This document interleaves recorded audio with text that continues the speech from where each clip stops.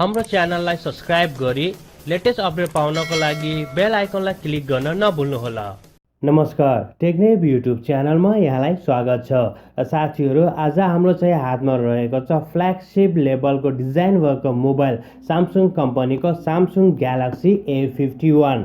Samsung galaxy A51 को डिजाइनको यदि हामीले कुरा गरौँ भने एकदमै राम्रो डिजाइन रहेको छ। यसमा चाहिँ हामीले हेर्दाखेरि चाहिँ सामसुङ कम्पनीकै आफ्नै फ्ल्यागशिप लेभलको नोट 10 प्रो को डिजाइन रहेको छ, जसमा हामीले चाहिँ इन्फिनिटी ओ डिस्प्लेलाई देख्न सक्छौँ। यसको कन्फिगरेसनहरू पनि एकदमै राम्रो रहेको छ। र यो भिडियोमा हामीले हेर्नेछौँ यदि तपाईँले चाहिँ सामसुङ कम्पनीको सामसुङ ग्यालेक्सी A51 लाई पर्चेस गर्नुभयो भने चाहिँ यो भित्र तपाईँले चाहिँ के पाउनुहुन्छ भन्ने बारेमा र यसको भित्र चाहिँ हामी चाहिँ के छ त्यो कुराहरू चाहिँ अब चाहिँ हेर्न गइरहेका छौँ।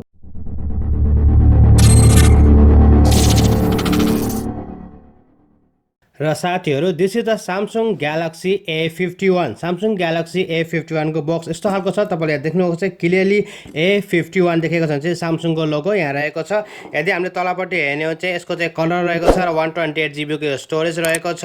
यसै गरी हामी पछाडिपट्टि हेर्ने हो भने चाहिँ अहिले चाहिँ मैले किन्दाखेरि चाहिँ सामसुङ कम्पनीले 6 महिनाको चाहिँ हाम्रो स्क्रिन केयर कार्ड दिएको छ। तपाईँहरूले चाहिँ पाउन सक्नुहुन्छ, नपाउन सक्नुहुन्छ। यसको साथै हामीले यता हेर्ने हो चाहिँ एकदमै राम्रो तरिकाले सामसुङ ग्यालेक्सी A51 लेखेको छ। तलपट्टि हामीलाई हेर्ने हो चाहिँ यसको चाहिँ वारेन्टी रहेको छ। र अब हामीले चाहिँ यसलाई चाहिँ खोलौँ साथीहरू। खोलिसकेपछि यो भित्र चाहिँ अब हामीले के पाउँछ त्यो कुरा चाहिँ हेर्नेछौँ। सो म त्यसको प्लास्टिकलाई चाहिँ खोल्न गइरहेको छु।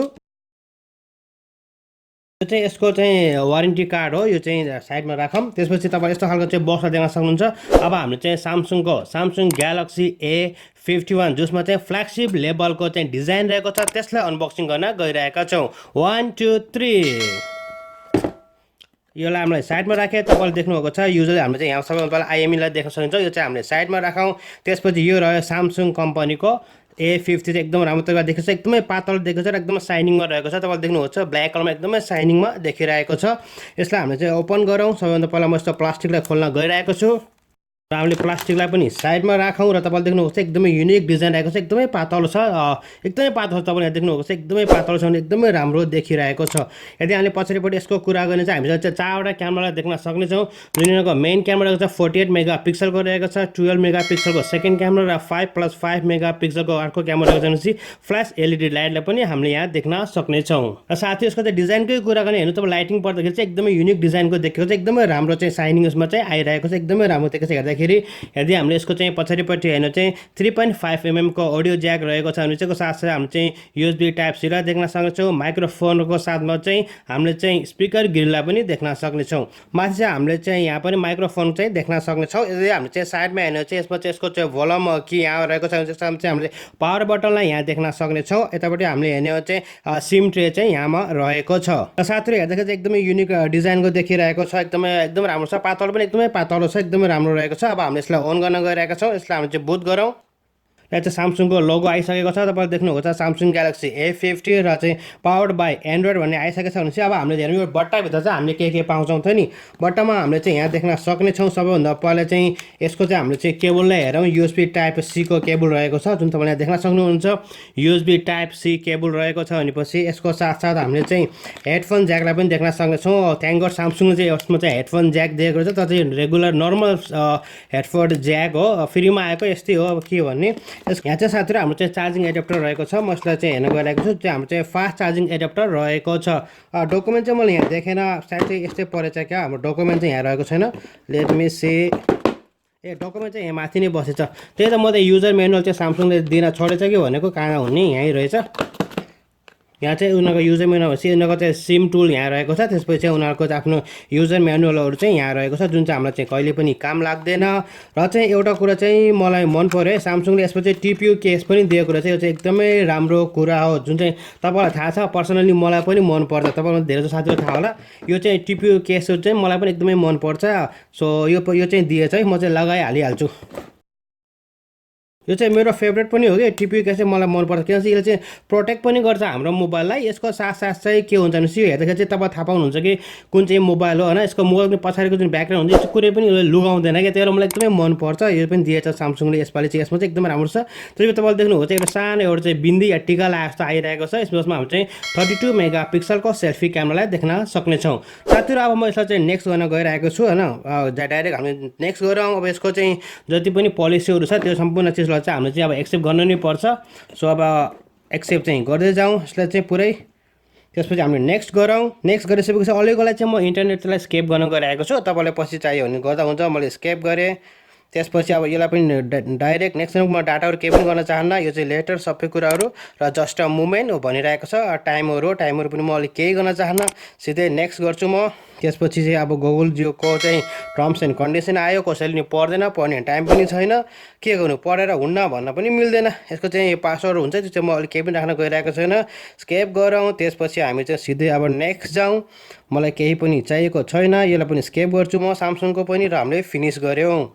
र फिनिस गरिसकेपछि चाहिँ हाम्रो सामसङ ग्यालेक्सी A51 चाहिँ रेडी भइसकेको छ। साथीहरू देख्नु तपाईँले हेर्दाखेरि चाहिँ एकदमै युनिक देखेको छ कि एकदमै मन पर्यो मलाई पनि। फ्ल्यागसिप लेभलको डिजाइन छ क्या साथीहरू यसमा चाहिँ। So look at here, it is very nice. सानो एउटा क्यामेरा छ।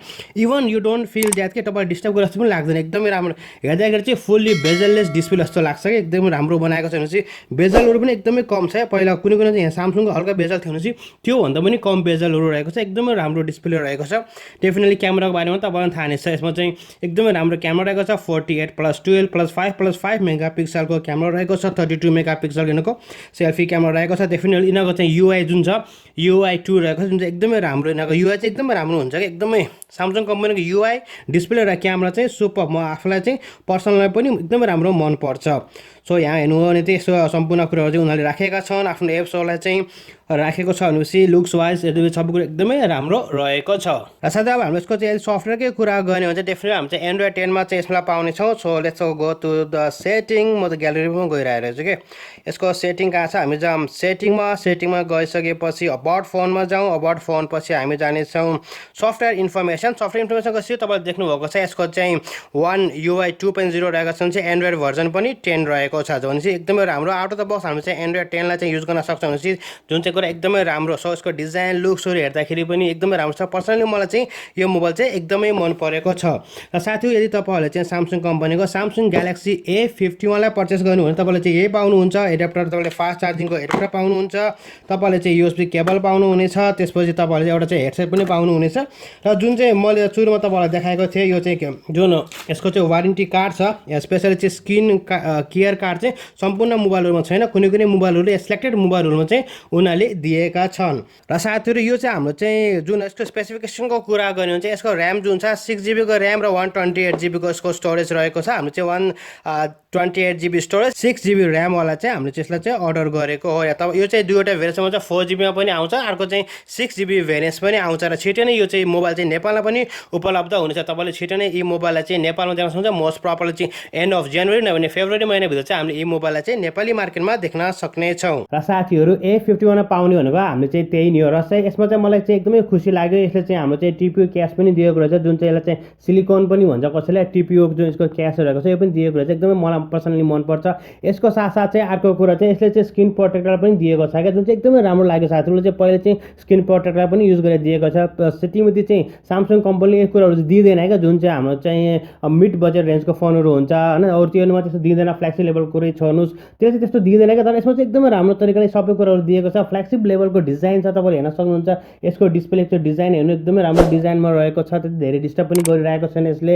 यसको साथसाथै यसको पछाडिको क्यामेराको डिजाइन हेर्नुहोस्, यसको चाहिँ लुक्सहरू चाहिँ एकदमै राम्रो रहेको छ क्या। प्लस यसमा 3.5mm को हेडसेट ज्याक पनि रहेको छ, नर्मल हेडसेट पनि दिएको छ। So that is a great है। सम्पूर्ण कुराहरू हेर्दाखेरि चाहिँ एकदमै राम्रो रहेको छ। यसको चाहिँ पर्फर्मेन्सहरू पनि एकदमै राम्रो छ। एन्ड्रोइड 10 हामीले चाहिँ आउट अफ द बक्स पाउनेछौँ। यसको साथसाथ हामीले त्यसमा चाहिँ उनीहरूको चाहिँ One UI 2.0 पनि रहेको छ भने चाहिँ एकदमै राम्रो कुरा हो। र साथीहरू यो मोबाइल जुन छ A51 चाहिँ अहिले चाहिँ नेपालमा लन्च भएको छैन। मिडल इस्ट र चाहिँ अरू कन्ट्रीमा चाहिँ यो मोबाइल चाहिँ एभाइलेबल छ। यदि तपाईँहरू चाहिँ मिडल इस्टमा हुनुहुन्छ भनेपछि र तपाईँले चाहिँ Samsung Galaxy A51 लाई पर्चेस गर्न चाहनुहुन्छ भने तपाईँले सजिलो तरिकाले अफलाइन मार्केटबाट पर्चेस गर्न सक्नुहुन्छ। तपाईँले चाहिँ अनलाइन मार्केटबाट पर्चेस गर्न चाहनुहुन्छ भने चाहिँ त्यसको लागि मैले तपाईँलाई तल डिस्क्रिप्सनको तल चाहिँ लिंक दिइसकेको छु। तपाईले त्यहाँ क्लिक गरेर चाहिँ सजिलो तरिकाले ती मोबाइलहरु चाहिँ पर्चेस गर्न सक्नुहुन्छ, स्पेशली चाहिँ मिडल इस्टका साथीहरुले। र नेपालमा चाहिँ मोस्ट प्रोबब्ली एन्ड अफ जनवरी नभए फेब्रुअरी महिनाभित्र तपाईले चाहिँ यी मोबाइल चाहिँ नेपाली मार्केटमा पनि पर्चेस गर्न सक्नुहुन्छ। यदि हाम्रो रेटकै कुरा गर्ने चाहिँ नेपालमा चाहिँ 35 to 40K हुने चाहिँ सम्भावना रहेको छ। र साथीहरु आजलाई यति नै। मलाई आशा तपाईलाई आजको भिडियो मन पर्यो होला। यदि भिडियो सम्बन्धी कुनै सल्लाह या सुझाव छ भने कृपया हाम्रो कमेन्ट सेक्सनमा कमेन्ट गरिदिनुहोस्। यदि तपाईलाई भिडियो मन पर्यो भने लाइक गर्न, तपाईले भिडियो साथीहरुसँग शेयर गर्न सक्नुहुन्छ। टेक्नोलोजी सम्बन्धी दैनिक अपडेट सब्स्क्राइब साथमा बेल आइकनलाई पनि क्लिक गर्न नभुल्नुहोस्। अर्को भिडियोमा हाम्रो भेट हुने नै छ। तबसम्मको लागि bye bye, take care, have a great and fun time.